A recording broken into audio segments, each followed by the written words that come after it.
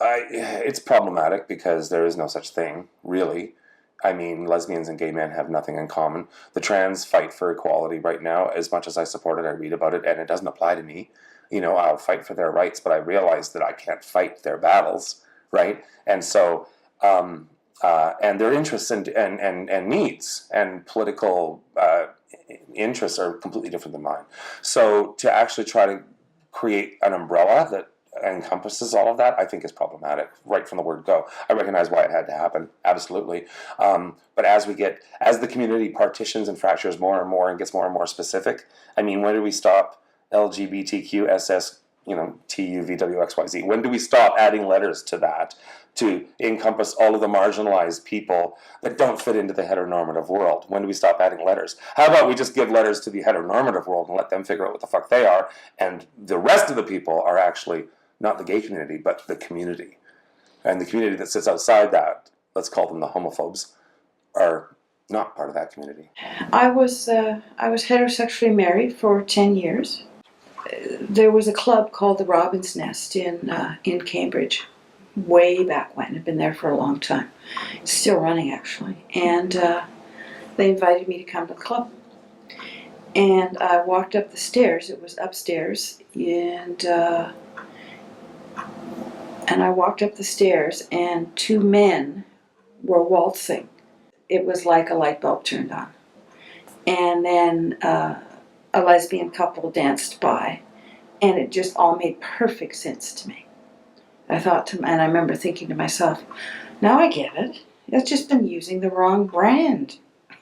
And that was it. I can remember standing on the back deck of my house in St. Clements, a little tiny place outside of Waterloo, and I said to myself one night, I said, well, let's see. We've got the old house in the country. We got the dog. We're married. We don't have kids. We're even driving a Volvo. And I am so uninterested. And if this is what love songs are about, okay, if this is how it's supposed to be, I guess I'm doing it right. But it ain't all it's cracked up to be. And I never verbalized that for years and years and years. And but then that night when I went into the Robin's Nest, oh, I think I'm in trouble now. A staff member, a female who came out as lesbian. And I talked to her, and I was surprised what I said. I said, wow, you're lesbian. My partner's a lesbian. And then I realized what I said, that I'm not a lesbian. And I guess that's how I identify. I am transgendered.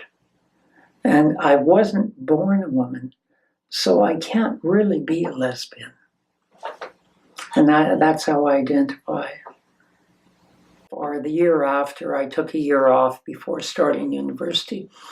I went to the Cameron Library, and I was looking for anything I could find on transgenderism, transsexualism, and I found two books that had a teeny bit, one in particular, it had something about a two-ended spectrum. At one end, you were transgendered or you were transsexual. At the other end, you were a transvestite. Very little information. And I thought, well, no, I'm not at the transvestite end. I'm at the other end. But what do I do about it? So if this is what I am, where do I go? Who do I talk to? I decided to talk to my family doctor about it. And he said, oh, it's just a phase. You'll grow out of it. Don't worry. It'll be fine. And that was the end of that. I think what I like about queer is that it doesn't closely package anyone into one box. There's lots of room inside to interpret identity as is comfortable. So I'm personally pretty happy with the word queer. I don't like that word queer. That's showing my age, I guess, but I find it hides too many things and it doesn't elucidate anything. I told my parents I was queer. I submitted a number of things through my life. I mean, when my dad threw me out of the house when I was 14, the words he said as he dragged me to the back door and let me put on my shoes and my jacket and pushed me out with nothing else were, no queer is going to live under my roof. So the word meant something to me then.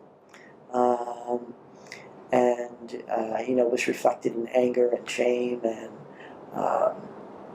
and abandonment, those kinds of things. Today, I identify as queer because you're damn right I'm different. I am not like everybody else, and I like that. Queer in its original meaning is a bit odd, just a little bit different, and we are different, and that's something to be celebrated. Any models of trans people came along much later, and they were always incredibly negative.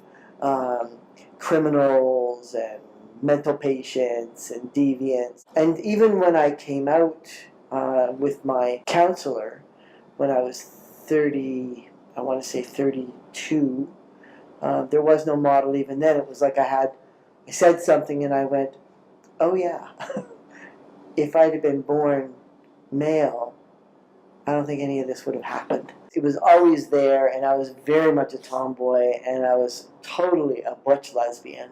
That was my deep desire, was to be masculine, but didn't know that such a thing was even possible, right? I guess I stick to the old word that queer is weird, is different, and I don't consider myself queer.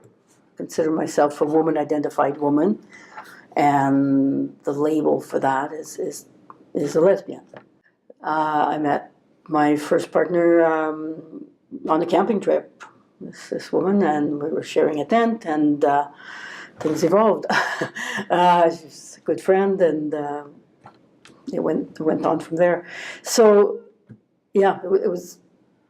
I guess that's why too I don't like the word queer, because it didn't feel weird. It just felt right. I finally kind of had come home. This is who I was, and so I had no problem really integrating that part of me in my life.